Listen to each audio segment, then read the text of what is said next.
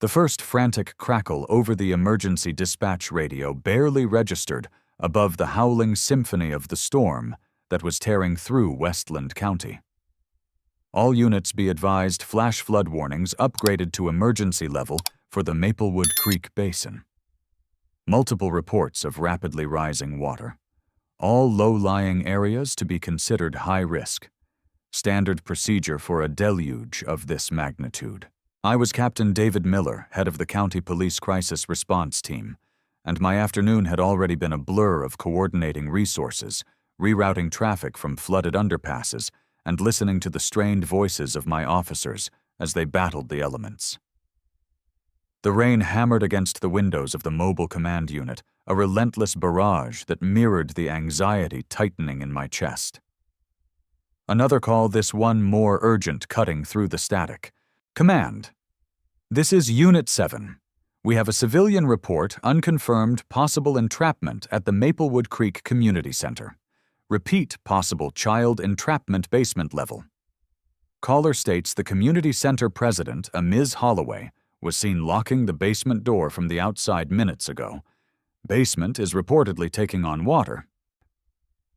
A cold spike of adrenaline pierced through my professional composure.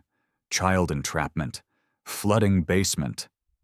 My mind raced through protocols, resource allocation, potential rescue scenarios. Then the dispatcher's next words hit me with the force of a physical blow, stealing the air from my lungs. Command be advised, caller is a caregiver for the Sunshine Playgroup. It's a group for children with special needs. She states several children are down there, including an Emily Miller. Your daughter, Captain. The world tilted, the roar of the storm outside fading to a dull hum as a different kind of tempest erupted within me. Emily. My Emily. My sweet, resilient 10-year-old girl who faced the world with a quiet courage that humbled me daily. Emily, who used a lightweight walker to navigate her world due to cerebral palsy, whose radiant smile could light up the darkest room, whose sensory sensitivities meant storms like this were already a source of intense anxiety for her. Now she was trapped in a flooding basement, locked in by a woman whose disdain for anything less than her narrow definition of perfection was chillingly well known. Ms. Eleanor Holloway, the iron-fisted president of the Maplewood Creek Homeowners Association. My blood ran cold, then hot, with a furious surge of protective rage that I had to instantly, brutally suppress. I was a father terrified beyond measure, but I was also the crisis response captain, and there were other children down there, other families whose worlds were teetering on the same precipice of horror as mine. Dispatch confirm Emily Miller is on the attendance list for today. I managed my voice a hoarse rasp that sounded alien to my own ears. A pause that stretched for an eternity. Confirmed, Captain. Emily Miller is present. Unit 7. What's your ETA to the community center? I snapped, my mind already shifting into operational mode, compartmentalizing the searing fear for Emily. 5 minutes, Captain, if these roads don't wash out completely. Understood. I'm en route. All available swiftwater rescue assets converge on Maplewood Creek Community Center. Priority 1. This is now a major incident. I slammed the console, the mobile command unit lurching into motion, sirens, screaming into the storm-lashed afternoon. Every instinct, every fiber of my being was focused on one thing, getting to my daughter, getting to those children. The thought of what they were enduring, the rising water, the darkness, the fear, was a torment I could barely contain. And the image of Eleanor Holloway turning a key in a lock, condemning innocent, vulnerable children to a potential watery grave, that image would fuel me, drive me, until every last one of them was safe. Our life in Maplewood Creek had been carefully chosen. After my wife Sarah passed away from a sudden illness 3 years ago, my world had contracted to focus solely on Emily. Maplewood Creek boasted good schools, with strong support programs for children with disabilities, a close-knit community feel, and importantly, the community center, which hosted the Sunshine Playgroup. This group was a lifeline for Emily, a place where she could interact with other children who understood her challenges, a place where she felt accepted and safe. Or so I had thought. Emily's cerebral palsy primarily affected her mobility. She used a walker for short distances and a pediatric wheelchair for longer ones. She was bright articulate with a wicked sense of humor, but the storm's chaotic noise and the oppressive darkness of a basement would prey on her sensory processing disorder, amplifying her fear far beyond the immediate physical danger of the rising water. Eleanor Holloway had been a thorn in the side of the Sunshine Playgroup since its inception. A woman in her late 50s with a perpetually pinched expression and an air of rigid self-importance, she viewed the playgroup, and indeed any deviation from her idealized vision of a flawless suburban enclave, as an intolerable blight. She had made her disdain clear from the start, complaining about the extra wear and tear on the community center facilities, the noise the children made, the unpleasantness of seeing wheelchairs and walkers in the pristine hallways. Her comments were always couched in terms of community standards and fiscal responsibility, but the underlying prejudice was unmistakable. She had tried on several occasions to have the playgroup's access to the community center revoked or severely limited, citing bogus insurance concerns or scheduling conflicts. Each attempt had been met with polite but firm resistance from the parents and the dedicated caregivers led by a wonderfully patient woman named Carol. We had so far managed to fend off Holloway's attacks, but it was a constant battle, a relentless chipping away at our children's right to a safe and welcoming space. The inciting incident, the first truly overt act of hostility from Ms. Holloway that signaled a dangerous escalation, occurred about 2 months before the storm. The Sunshine Playgroup had organized a small art show in the community center's main hall, displaying the children's vibrant, joyful creations. Emily had been so proud of her painting, a swirling canvas of blues and greens she called Ocean Dreams. Parents, caregivers, and a few supportive community members were gathered admiring the artwork, the atmosphere light and happy. Ms. Holloway had swept in her presence immediately, casting a pall over the room. She didn't even glance at the art. Instead, her eyes scanned the room, her lip curled in a sneer. "This is hardly an appropriate use of a multi-purpose community facility," she announced, her voice carrying over the quiet chatter. "We have paying members who expect a certain decorum. These displays are frankly an eyesore, and the crumbs from your little party are attracting ants." There were no crumbs. Carol and the other parents were meticulous about cleanliness. Carol had stepped forward, her gentle face troubled but her voice firm. "Ms. Holloway, the children worked very hard on their art. This is a celebration of their creativity. We have permission from the HOA board to use this space." "Permission that can be revoked?" Holloway had snapped her gaze, sweeping dismissively over the children, some of whom were visibly shrinking back from her aggressive tone. Her eyes lingered for a moment on Emily, who was clutching my hand, her small face pale. Perhaps it's time the board re-evaluated the utility of certain programs that cater to such a niche demographic with extensive needs. Resources are finite after all. The thinly veiled threat was clear. She was going to try to shut them down, to erase them from her perfect community. The joy of the art show evaporated, replaced by a chilling unease. Emily's lower lip trembled. "Daddy," she whispered, "does she not like my painting?" The question, so innocent, so heartbreaking, solidified my resolve. Holloway wasn't just an unpleasant bureaucrat. She was a bully who targeted the vulnerable, and she was now directly attacking my daughter's happiness and sense of belonging. The rising action of Ms. Holloway's campaign against the Sunshine Playgroup became a relentless war of attrition. She began by imposing a host of new, ridiculously restrictive rules, specifically for the playgroup's use of the community center. Suddenly, there were limitations on the types of snacks allowed, due to potential allergens and pest control issues, though no such issues had ever arisen. Certain hallways became off-limits for maintenance reasons, though no maintenance was ever visible. The storage closet they used for their supplies was abruptly reassigned, forcing Carol and the volunteers to lug equipment back and forth for every session. Each new rule, each new inconvenience was designed to make it more difficult, more unpleasant for the playgroup to operate. Holloway started attending HOA board meetings, armed with spreadsheets and PowerPoint presentations detailing the supposed costs associated with the playgroup, inflated figures for utilities, janitorial services, and vague administrative overhead. She argued that the group was a drain on HOA resources that could be better spent on community-wide enhancements, like new tennis court resurfacing or upgraded landscaping for the entranceway. Her arguments were slick, persuasive to those who didn't look too closely or didn't care enough to question her motives. Her bullying extended beyond bureaucratic maneuvering. She would often happen to be at the community center during the playgroup's sessions, her presence a silent, disapproving judgment.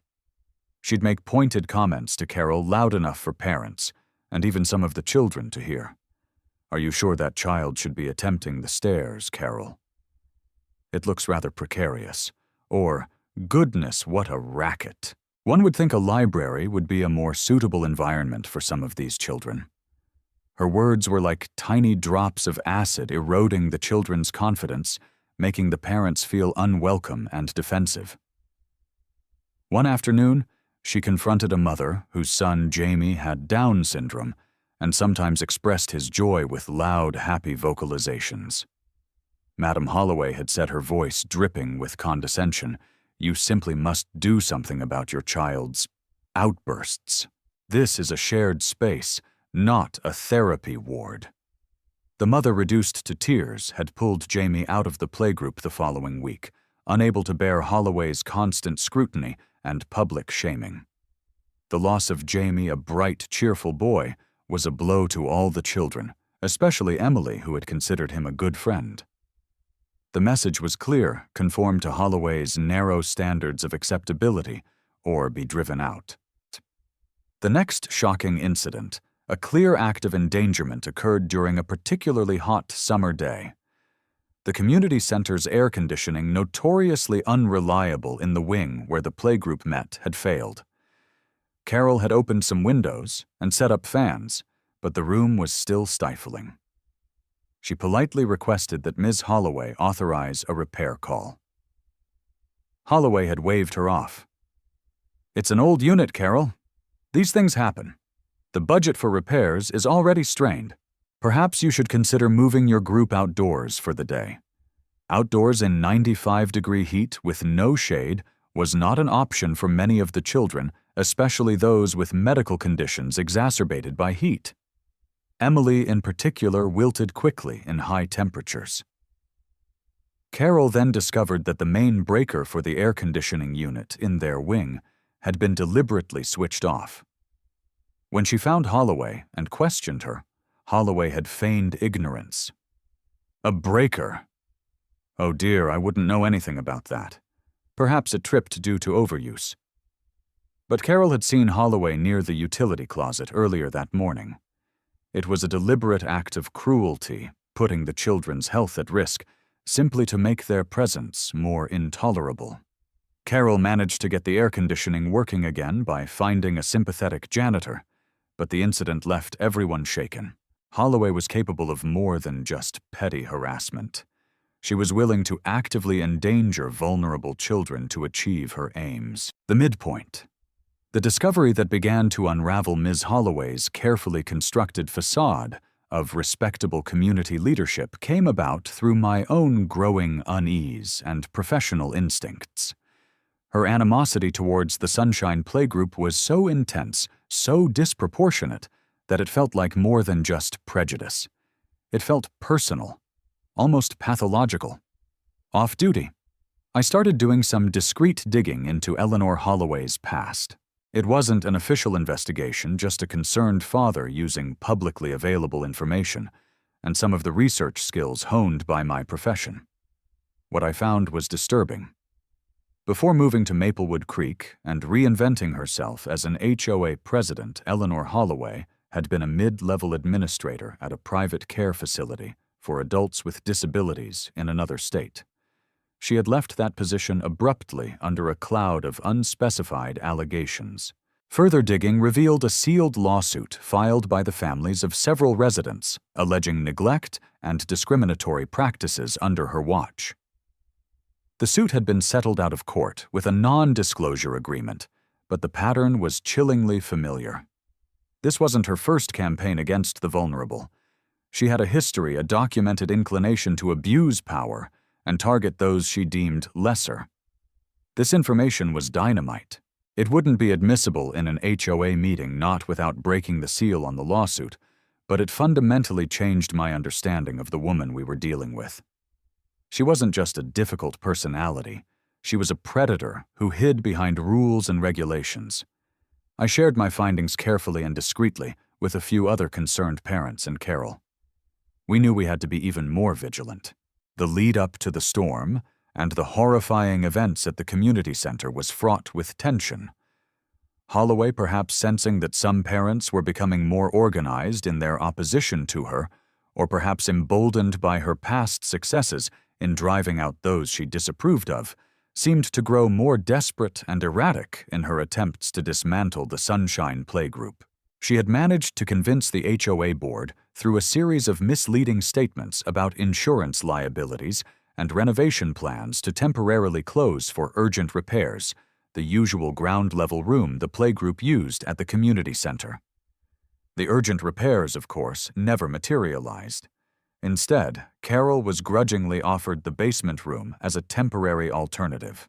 The basement was a dismal space, poorly lit, damp, and as Carol and the parents repeatedly pointed out, utterly unsuitable and potentially unsafe, especially given its known tendency to seep water during heavy rains. Holloway had dismissed their concerns. "It's either the basement or nothing, Carol. Take it or leave it. The community can't bend over backwards indefinitely for such a small, specialized group." With no other viable options on short notice, Carol had reluctantly agreed, hoping the temporary situation would be just that. They had only been using the basement for 2 weeks when the storm hit. That fateful afternoon, as the skies opened and the rain began to fall in relentless sheets, Carol had made the decision to cut the playgroup session short. The weather reports were becoming increasingly dire. She was in the process of helping the children gather their belongings, of calling parents for early pickups, when Ms. Holloway had appeared at the top of the basement stairs. Her face was a mask of cold, almost gleeful authority. "Carol," she'd announced, her voice sharp and carrying easily over the rising wind due to the severity of the storm and the risk of flash flooding, "I'm initiating an emergency lockdown of the facility. For everyone's safety, you and the children are to remain in the basement. It's the most secure location." Carol, aghast, had protested immediately. "Ms. Holloway, the basement isn't safe. It floods. We need to evacuate the children now upstairs or out of the building entirely." "Nonsense." Holloway had retorted, her eyes glittering with a strange intensity. "I am the authority here, and I am making an executive decision for the protection of community assets and personnel. You will remain in the basement until the all-clear is given. The door will be secured from the outside to prevent any ill-advised attempts to wander into the storm." Before Carol could argue further, before she could physically try to stop her, Holloway had slammed the heavy basement door shut. Carol heard the click of the deadbolt, then the grating sound of an additional padlock being snapped into place. They were trapped. And then the water started to seep in first, as dark patches on the concrete floor, then as rivulets, then as a chilling, inexorable tide. The lights flickered, then died, plunging them into a terrifying, watery darkness. The only sounds, the rising roar of the storm, the gurgle of incoming water, and the frightened cries of the children. My vehicle skidded to a halt in front of the Maplewood Creek Community Center. The scene was chaotic. Wind and rain lashed down with punishing force. The creek that gave the community its name was now a raging brown torrent, already breaching its banks and creeping ominously towards the community center's foundation. Police cars and fire trucks were arriving, their flashing lights, painting surreal, strobing patterns on the storm-ravaged landscape. My team, grim-faced and professional, was already deploying. I saw Carol soaked to the bone, her face a mask of terror and despair, being restrained by a uniformed officer as she tried to claw her way back towards the building, screaming about the locked basement door. Captain Sergeant Davies, my second-in-command, yelled over the wind, his face pale. The basement is definitely flooding and fast. We can hear them faintly. That door is solid steel, deadbolted and padlocked from the outside. Holloway's got the only key and she's over there. He gestured towards a huddle of emergency personnel near an ambulance. I saw her. Ms. Holloway, wrapped in a blanket, a look of affronted indignation on her face, as she spoke to a paramedic as if she were the victim. Fury, cold and pure, lanced through me, but I shoved it down. There wasn't time. Where are the breaching tools? I roared. Get that door open now, swift water team ready for entry and extraction. How many kids, Carol? How many exactly? I grabbed her arm, forcing her to focus.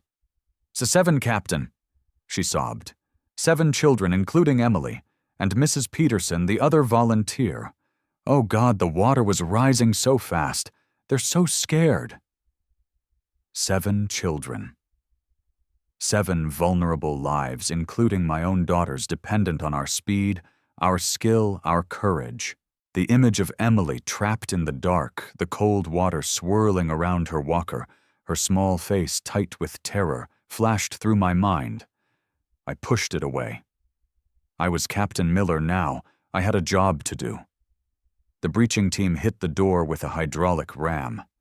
The sound was like a cannon shot, even over the storm. Once, twice, 3 times. The steel shrieked and groaned, then finally buckled with a deafening crash. A torrent of muddy water surged out from the opening, carrying with it debris and the fetid smell of the flooded basement. "Go, go, go!" I yelled, following my team into the inky blackness, powerful flashlights cutting through the gloom. The water was already waist-deep at the bottom of the stairs, shockingly cold. We could hear the children, a mixture of whimpers, cries, and one high-pitched, terrified scream that I knew with a sickening lurch of my heart belonged to Emily. Emily. I bellowed, my voice echoing in the cavernous, watery space. "Daddy's here. We're all here." "Hold on." We fanned out, wading through the debris-filled water. The basement was larger than I expected, a maze of support pillars and stored furniture now mostly submerged. Spread out, find them. Each discovery was a small victory, a desperate relief. One of my officers found 2 little boys, soaked and shivering, huddled on top of a floating table, being held there by the equally terrified Mrs. Peterson. Another located a little girl in a small wheelchair, its wheels useless in the rising water, crying silently as one of my team members carefully lifted her into his arms. And then, in the furthest, darkest corner, my flashlight beam found her. Emily. She was clinging to a support pillar, the water up to her chest, her walker submerged beside her. Her eyes were wide with terror, her small body trembling uncontrollably, but when she saw me, a tiny, choked sob of recognition escaped her lips. "Daddy, I've got you, baby girl," I said, my voice thick with emotion as I sloshed towards her, pushing aside a floating wooden pallet. "I've got you." I scooped her into my arms, her small, cold body clinging to me like a limpet. She buried her face in my neck, her silent sobs shaking us both. I held her tight for a precious second, then turned back to my team. Status report. All children accounted for. All 7 present and accounted for. Captain and Mrs. Peterson Davies confirmed. Let's get them out of here. The extraction was perilous, navigating the treacherous, debris-strewn water in the near-total darkness, passing each child carefully to the waiting paramedics, and relieved frantic parents who had gathered outside. Emily didn't let go of me until we were clear of the building, until she was wrapped in warm blankets in the back of an ambulance, her small hand still clutching mine, as if she feared I would disappear. Only then, when I knew she was safe, when I knew all the children were safe, did I allow myself to feel the full weight of what had just happened.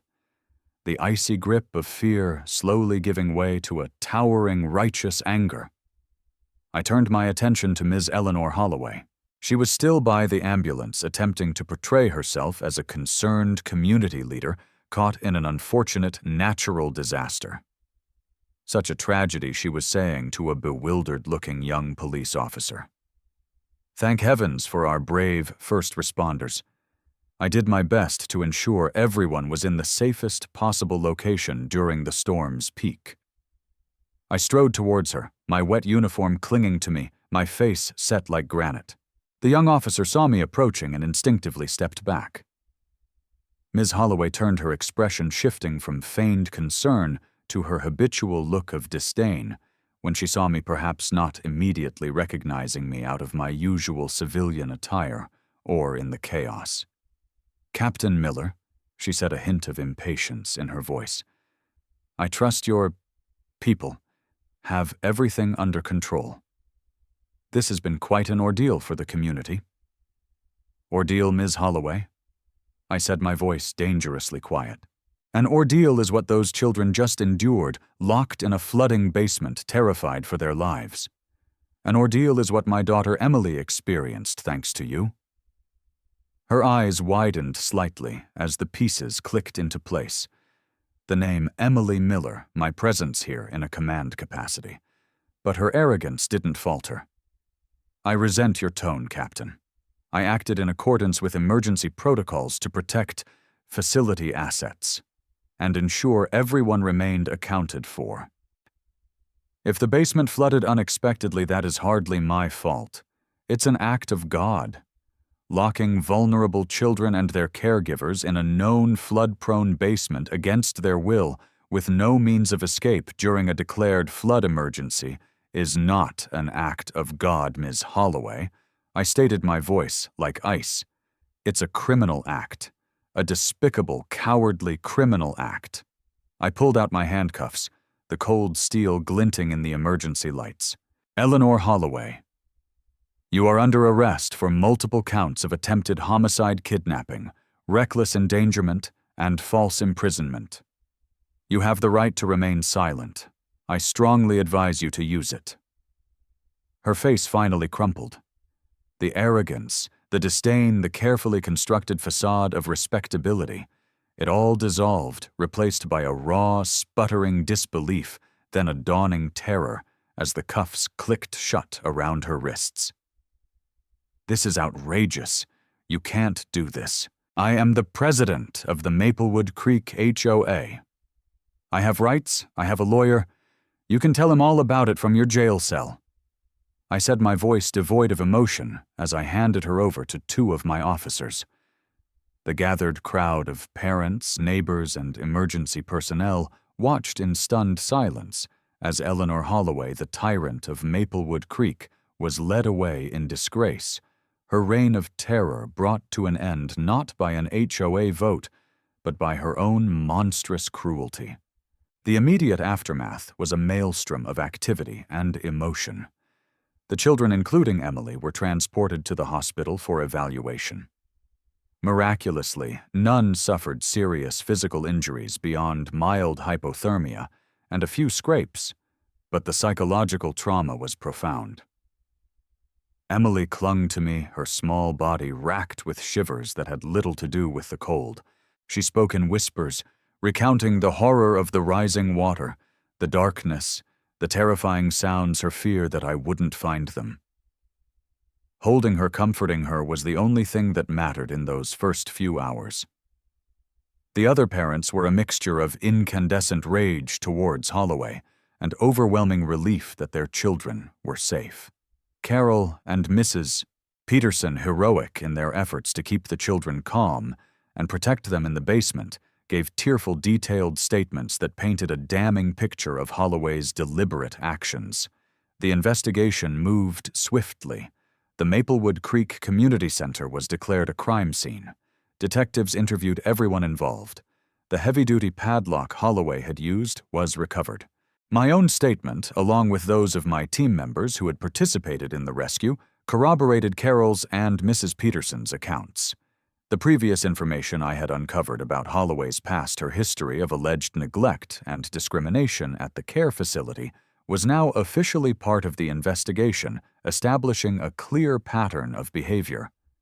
The HOA board, shocked and facing a furious community, immediately suspended Miss Holloway from her duties and began proceedings for her permanent removal.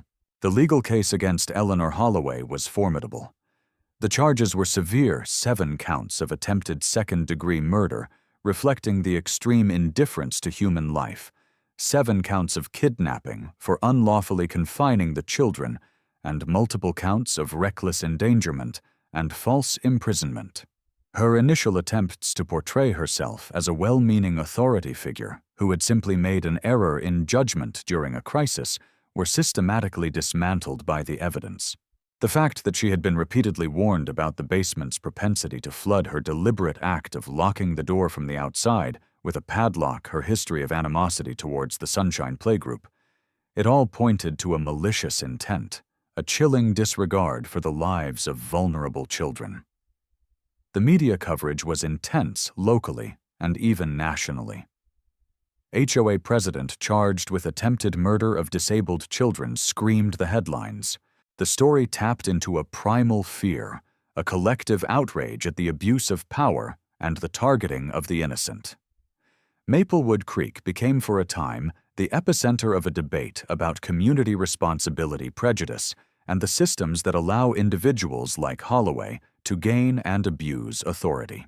Slowly, Maplewood Creek began to heal. The HOA was in turmoil, but from the chaos, new leadership emerged, individuals genuinely committed to fostering an inclusive and supportive community. There were candlelight vigils for the children, fundraisers to support their therapy and recovery, and an outpouring of practical help for the affected families. The community center's basement was permanently sealed off, a grim reminder of what had happened. Plans were drawn up for a new accessible wing to be named the Sunshine Annex, dedicated to children's programs, with a particular focus on creating a safe and welcoming environment for children with special needs. Emily's recovery was a slow, arduous process. She suffered from nightmares, a renewed fear of the dark, and a reluctance to be separated from me. We found an excellent therapist who specialized in childhood trauma, and together we began to navigate the difficult path towards healing. The other children from the Sunshine Playgroup faced similar struggles, each coping in their own way, supported by their families, and a community that was finally fully awake to their needs. Eleanor Holloway's trial was a somber affair. She sat in the courtroom, a diminished figure, her arrogance replaced by a sullen resentment. The testimony of Carol, Mrs. Peterson, and several of the parents was heartbreaking and powerful. My own testimony as both a father and the lead rescuer was delivered with a controlled professionalism that barely masked the deep well of emotion beneath. The jury's deliberation was swift. Guilty on all major counts. The judge, in sentencing her, spoke of the profound betrayal of trust, the calculated cruelty of her actions, and the lasting harm she had inflicted. Eleanor Holloway was sentenced to a lengthy prison term, ensuring she would never again be in a position to harm vulnerable individuals. Her assets were subject to civil forfeiture to help compensate the families for medical expenses, therapy, and punitive damages. Life in Maplewood Creek eventually found a new equilibrium. The Sunshine Playgroup, after a period of hiatus, reconvened in a bright, welcoming temporary space with plans to move into the new Sunshine Annex upon its completion. There was a new sense of vigilance in the community, a greater awareness of the importance of inclusivity and compassion. Emily, with time and unwavering support, began to reclaim her joyful spirit. Her laughter, when it came, was a sound more precious than gold. She still loved painting her canvases, now often filled with images of sunshine, rainbows, and children playing together, a testament to her resilient heart. The storm had been a terrible ordeal, a nightmarish chapter in our lives. But from the darkness and the fear, something good had emerged. A community galvanized, a renewed commitment to protecting its most vulnerable members, and a deeper understanding of the enduring strength of the human spirit. My role as crisis response captain took on an even deeper meaning, my resolve to stand against cruelty and injustice, fortified by the memory of that flooded basement and the innocent lives we fought so desperately to save. And every time I saw Emily smile, every time I heard her laugh, I knew that love, courage, and community could ultimately triumph over even the most profound darkness. Maplewood Creek had faced its monster, and in doing so had found its better angels.